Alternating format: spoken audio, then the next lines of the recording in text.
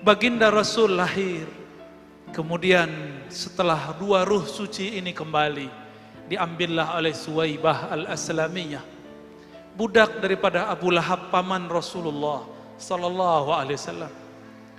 Suwaibah karena Aminah masih lemas, Suwaibah menyusukan Rasulullah sallallahu alaihi wasallam. Suwaibah karena menyusukan Nabi, dia seorang budak, dia taruhlah anak itu. Aminah sadar, maka disusui oleh ibunya. Suwaibah pun pulang ke rumah tuannya Abu Lahab, mengabarkan, wahai tuan, keponakanmu, anak dari Abdullah telah lahir, Muhammad namanya. Abu Lahab merinding.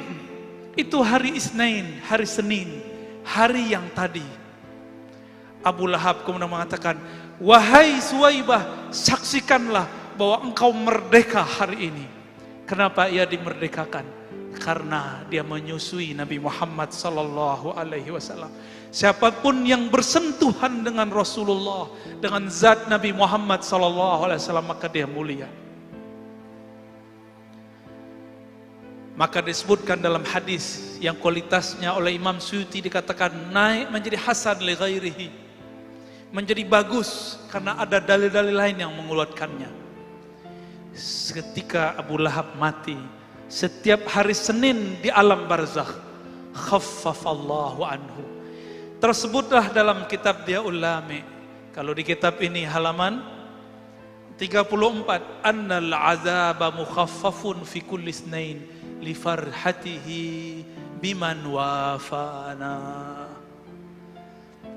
Abu Lahab diringankan siksaannya setiap yaumul isnain, setiap hari Senin, li farhatihi, karena dia bahagia dengan kelahiran Nabi besar kita Muhammad sallallahu alaihi wasallam. Apa kata sahib kitab Diyaul Lami? Haza ma'al kufri fa kaifa bi farhati man zi fuadim imtala imana. Ini diringankan azabnya karena dia bahagia sedangkan dia masih kafir. Bagaimana jika kolbu seseorang itu percaya kepada Nabi Muhammad sallallahu alaihi wasallam, maka dia diberkahi setiap saat darinya. Tidak hanya yaumul isnain, tapi setiap kali dia merayakan, dia berbahagia farhan kelahiran Nabi Muhammad sallallahu alaihi wasallam. Allah akan kurangi beban hidupnya. Allah akan pikul bersama-sama bebannya. Wa rafa'na laka dzikrak. Rasulullah telah diangkat ketinggian namanya. Maka siapa yang meninggikannya ikut ditinggikan oleh Allah subhanahu wa ta'ala. Jamaah yang dimuliakan Allah, itu Abu Lahab diringankan Allah karena dia farhan, dia bahagia karena baginda Nabi Muhammad sallallahu alaihi wasallam lahir.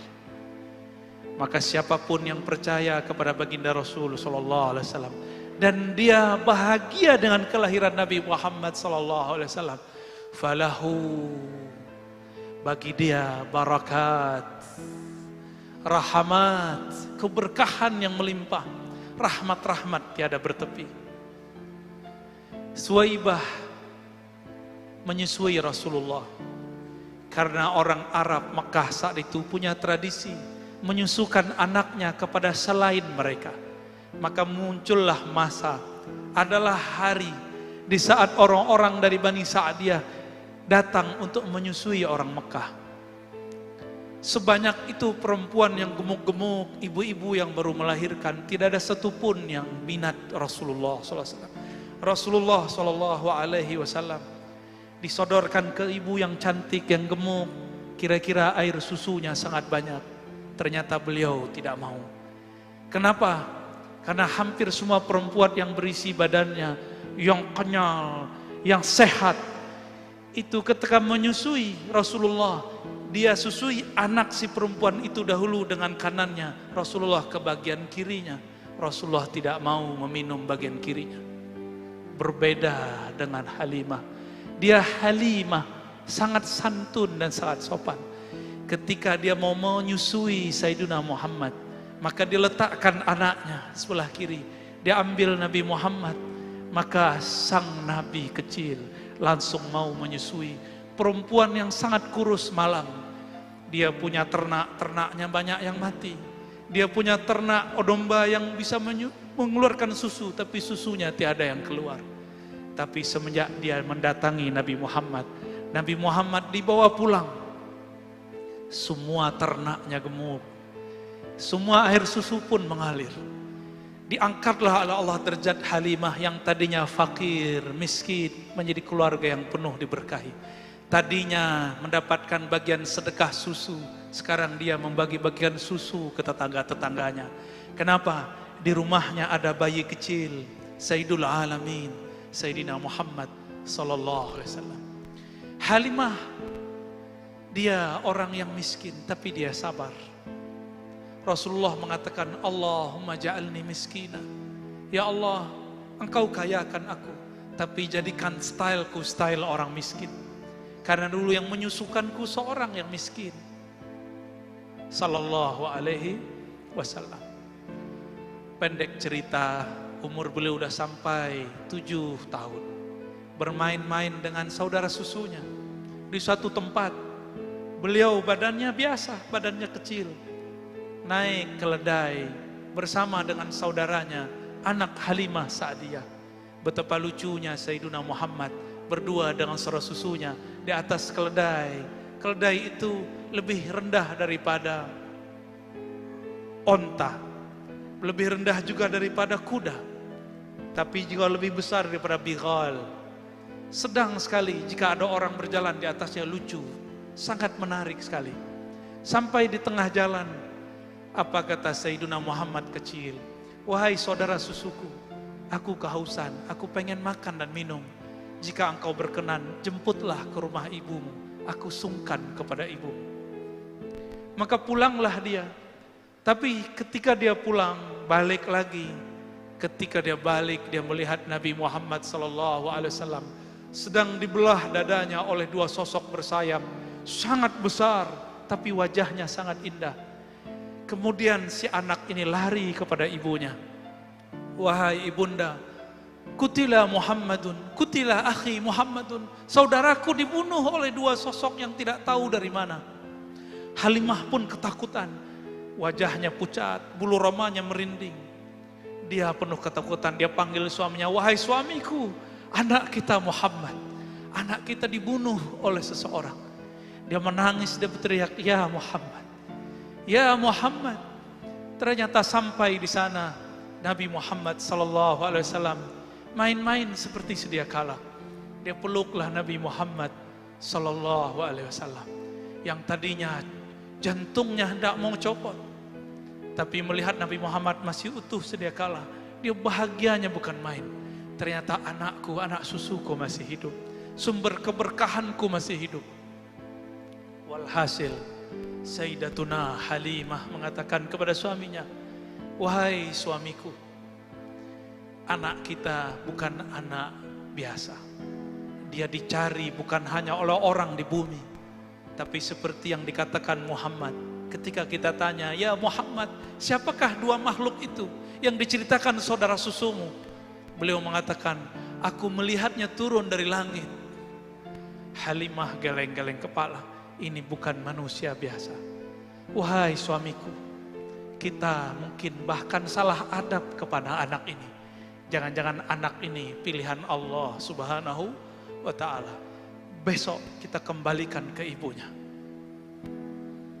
Besok dia datanglah kepada Sayyidah Aminah. Sayyidah Aminah tertawa, tersenyum. Apa katanya? Wahai Halimah, engkau baru tahu, sedangkan aku sudah tahu sebelum dia lahir. Ketika dia lahir, aku melihat lebih dahsyat lagi. Bahkan cahayanya meliputi alam semesta. Sayyidah Aminah tidak kaget. Sayyidah Aminah tidak ketakutan. Yang ketakutan malah Halimah As-Sa'diyah. Sejak saat itulah Halimah Sa'diyah hanya mendengar kabar tentang anak susunya. Nabi Muhammad kecil dibesarkan oleh ibunya. Diajak ziarah, diajak kemana-mana. Nabi Muhammad SAW kecil, tapi pembicaranya seperti orang besar. berkalam tauhid ahad, ahad. Tidak pernah masuk ke dalam Masjidil Haram lalu menyembah Latta dan Uzza. Beliau tidak pernah menyembah satu berhala pun, tidak pernah meminum satu teguk khamar pun, tidak pernah maling satu buah pun, tidak pernah mematahkan satu ranting pun. Baginda Nabi Muhammad sallallahu alaihi wasallam. Ketika beliau mulai menjadi anak-anak, mulai remaja, beliau disuruh oleh kakeknya dan pamannya diberi tugas menjadi seorang pengembala domba. Pengembala domba itu harus punya sifat. Sifatnya sifat sabar, tiada batas. Harus rigid, harus tahu ada domba, ada kambing yang tidak ikut serta. Dan tidak boleh mengambil satu pun sampai lapor kepada tuannya. Nabi Muhammad belajar di situ amanah. Beliau belajar di situ bagaimana sabar. Jangankan manusia, domba pun beliau sangat sayang. Nabi Muhammad kecil kemudian berkembang jadi dewasa. Sebelum beliau berumur 20 tahun terjadi perang di antara orang-orang Arab. Nabi pun ikut berperang. Kemudian selesai perang, terjadilah rapat besar di Ka'bah. Orang-orang di Ka'bah, semua suku sepakat untuk merenovasi masjid pertama di alam semesta. Mereka runtuhkanlah Ka'bah, dibangunlah Ka'bah yang baru.